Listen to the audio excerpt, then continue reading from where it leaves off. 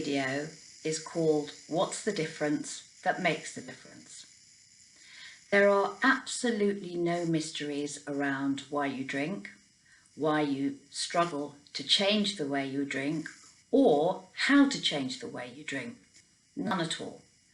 There is an innocent lack of awareness on your part of the role alcohol plays in your life, in the role that you have learnt to allow alcohol to play in your life, and in your focus on making the changes that you deserve, desire, long for. When you want to change the way you drink, you focus on not picking up the glass. You will focus on avoiding the situations, the people that might encourage you to drink or make you feel uncomfortable, and then you drink, and you try to place willpower and control and boundaries in place. And none of them work. Or if they do work, they don't work for very long, and you find yourself back on your drinking cycle. And it seems nuts, doesn't it? Because you don't want to drink. You see the damage it's causing you and your loves. Maybe you're feeling it in your health. You're certainly seeing it in the sadness of your loved one's eyes and their lack of trust in you, and your lack of trust in you when you look in the mirror. And still, with all that in place, you cannot change the way you drink. And even worse, the more you see the pain, the more you see the devastation, the worse you feel, the more you want to drink. What on earth is going on? Anyone that follows me regularly, all the lovely ladies in our private community and in my mailing list, know that I work from the premise that alcohol is not the problem. It's become the problem, obviously. It exists because you have learned to believe it is the solution. You have within you a belief that alcohol brings you something in intention. It's not the result, and of course it's become the problem, otherwise you wouldn't be here. But the intention behind your drinking is to make you feel better, always. And the worse you feel, and the more weak you feel, and the more of a failure you feel around your inability to change the way you're drinking, the more you need the comfort of your alcohol is the solution belief. Does that make sense?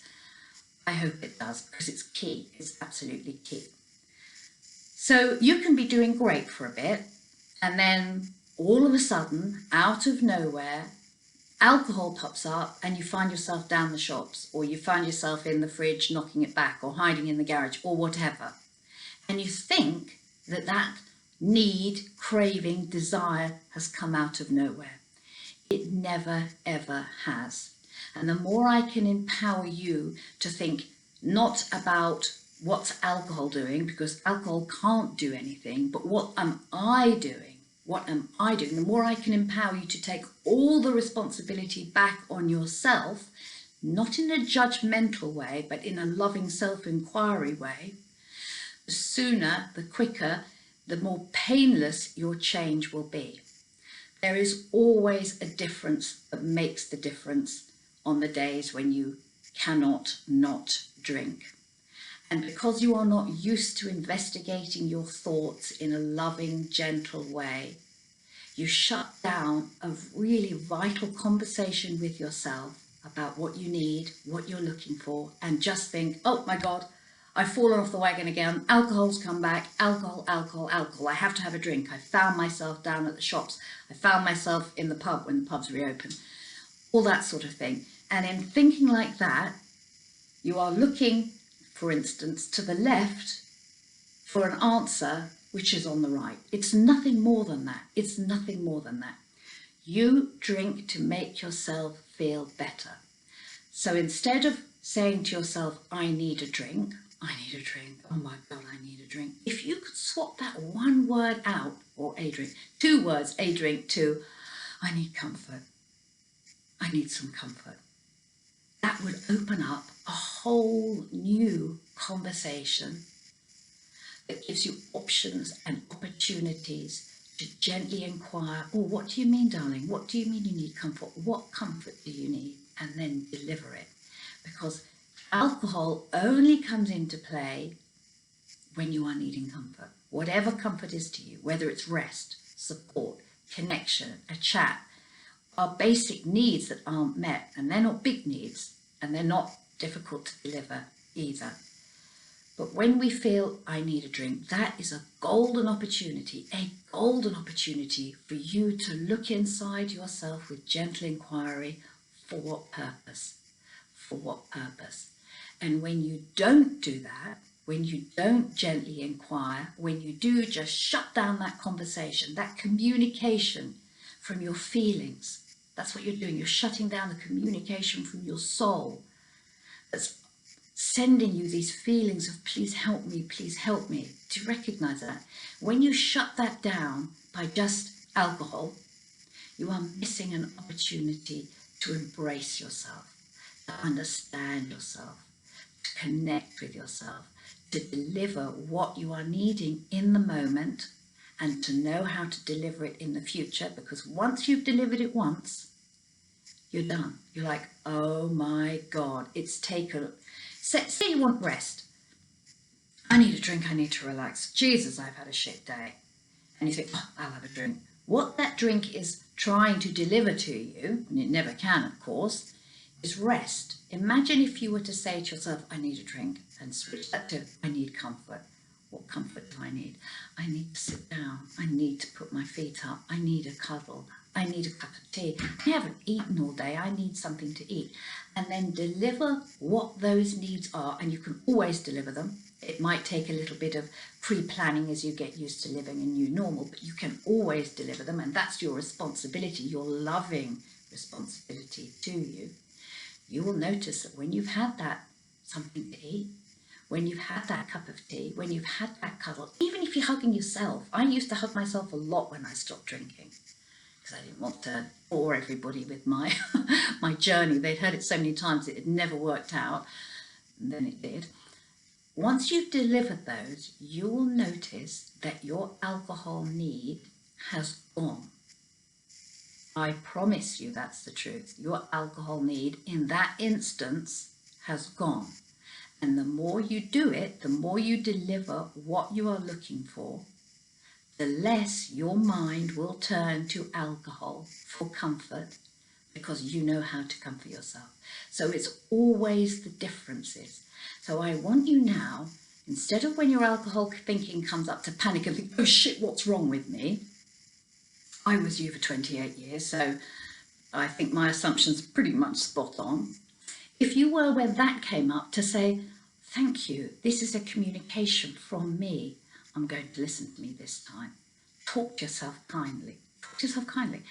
This is a communication from me. This need for alcohol tells me that I am lacking something right now. I am lacking something. And I cannot recommend enough that you start to journal, to just write down what you're thinking. And what I'd like you to do is set the timer on your phone for 5 minutes when the alcohol thinking comes up, and start to write without stopping, so that you allow your unconscious to represent to you, to bring up what you're thinking. Because when you stop and think, well, that sounds nuts and that doesn't make sense and so on and so forth, you close down another form of communication from your soul, from your unconscious mind, from your feeling of what you're needing. There is always a difference that makes the difference.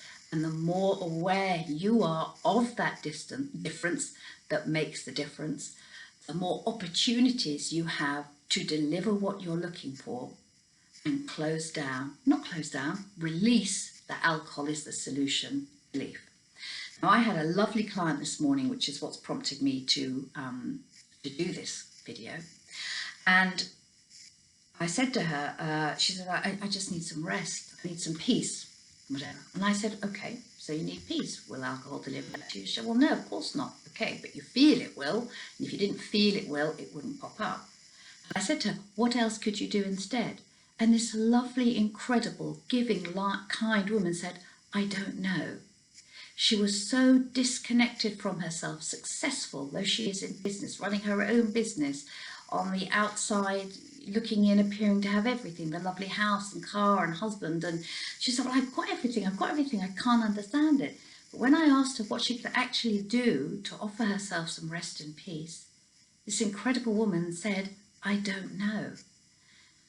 I don't know how to offer myself rest and peace. I mean, that's so tragically sad in the truest sense of the word. That shows that she never listens to herself, never communicates with herself. When that conversation, when those feelings, those needs comes up, she shuts them down with alcohol. And when I pointed her out to her, she burst into tears of relief, because all of a sudden she wasn't broken or weak or a failure, or alcohol wasn't there. It was her lack of understanding of herself and how to deliver what she needs. And that's a big breakthrough. That's a big breakthrough. Sounds small, but it's a big breakthrough. And those tears she had are what I call breakthrough tears. They're when your soul is understood, when you feel, oh God, I'm connecting back with me. That's all you're looking for, connection and love. Not from the outside, that can enhance your good feelings, but from the inside, from that superpower of yours, of you. So there is always a difference that makes the difference. Your alcohol need, cravings, desire only come up when you are needing, craving, desire something you're not delivering to you, and it is never, ever alcohol. I hope that was helpful, and I'll talk to you soon. Bye-bye.